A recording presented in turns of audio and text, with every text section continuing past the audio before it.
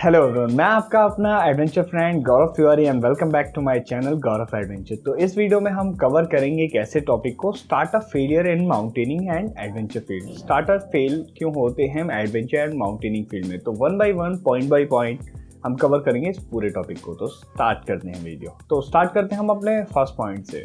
तो स्टार्टिंग में जब कोई स्टार्टअप करता है तो कभी भी प्लान नहीं करते, विदाउट प्लानिंग स्टार्ट कर देते हैं। तो फर्स्ट है, स्टार्टअप करने से पहले कभी भी प्लान करना चाहिए, प्लान करने के बाद ही अपना स्टार्टअप करें। अब आते हैं हम अपने सेकंड पॉइंट के ऊपर। तो सेकंड पॉइंट है हमारा, स्टार्टअप शुरू होने से पहले आप बहुत से लोगों को बता देते हैं कि हम ये करने जा रहे हैं, वो करने जा रहे हैं, और कहीं ना कहीं वो नहीं हो पाता है।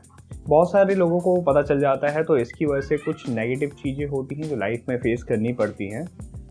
एंड बाकी सब जो आपके कॉम्पिटिटर्स होते हैं, आपके जानने वाले होते हैं, वो चाहते हैं कि आप जो स्टार्टअप कर रहे हैं वो रुक जाए बीच में, वो किसी कारणवश ना हो। तो इस वजह से भी कई फेलियर्स होते हैं। अब आते हैं हम अपने नेक्स्ट पॉइंट, थर्ड पॉइंट के ऊपर। तो हम कई बार देखते हैं कि हम लोगों की सक्सेस तो देखते हैं, जो एडवेंचर कंपनीज़ हैं या माउंटेनिंग या ट्रैकिंग कंपनीज़ हैं, उनकी हम सक्सेस तो देखते हैं कि वो क्या सक्सेस कर रहे हैं, क्या अर्न कर रहे हैं, उन सब चीज़ों को देखते हैं। बट कहीं ना कहीं हम मिस कर देते हैं उनके हार्डवर्क को।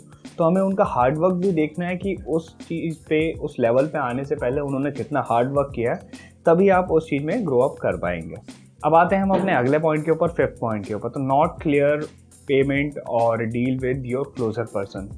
अगर आप किसी अपने लोग, जैसे कि जो आपके क्लोज होते हैं, फ्रेंड्स हो गए, भाई भी हो सकते हैं, तो उनके साथ कभी भी अपने पैसों का विवाद ना होने दें। उन चीज़ों में क्लैरिटी रखें और सारी चीज़ें बिल्कुल वन बाय वन क्लियर रखें कि हम आपको कितने पैसे देने वाले हैं या क्या भी कोई भी इशू है।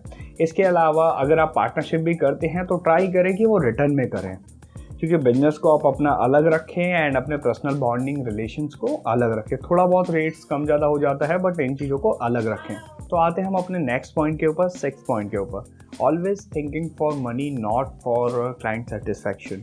तो ये पॉइंट है, बहुत डिपेंड करता है हमारे ऊपर, हमारे कंपनी के फेस के ऊपर, फेस वैल्यू के ऊपर। तो इसके अंदर क्या है कि हम अगर सोचते हैं, सिर्फ अपने प्रॉफिट के बारे में ना सोचें, क्लाइंट के सेटिस्फैक्शन के बारे में भी सोचें, क्योंकि हमें जो अपना क्लाइंट है वो एक बार में खोना नहीं है, हमें उसे लंबे समय तक बना के रखना है।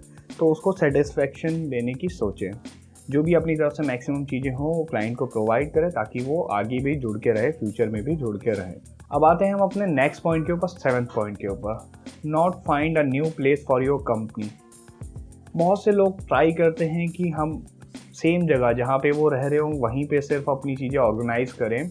उसके अलावा जहाँ पे वो रह रहे होते हैं वहाँ पे ऑलरेडी कई सारी कंपनीज़ होती हैं जो कॉम्पिटिटर होती हैं और जिन्हें अच्छा खासा एक्सपीरियंस होता है उस लाइन में कॉम्पिटिट करने का। जैसे मैं उत्तराखंड में रह रहा हूँ, तो सिर्फ उत्तराखंड में ही करने की ना सोचूं, उसे फैल के भी। उत्तराखंड एक हब है, इसलिए आपको एग्जांपल दिया।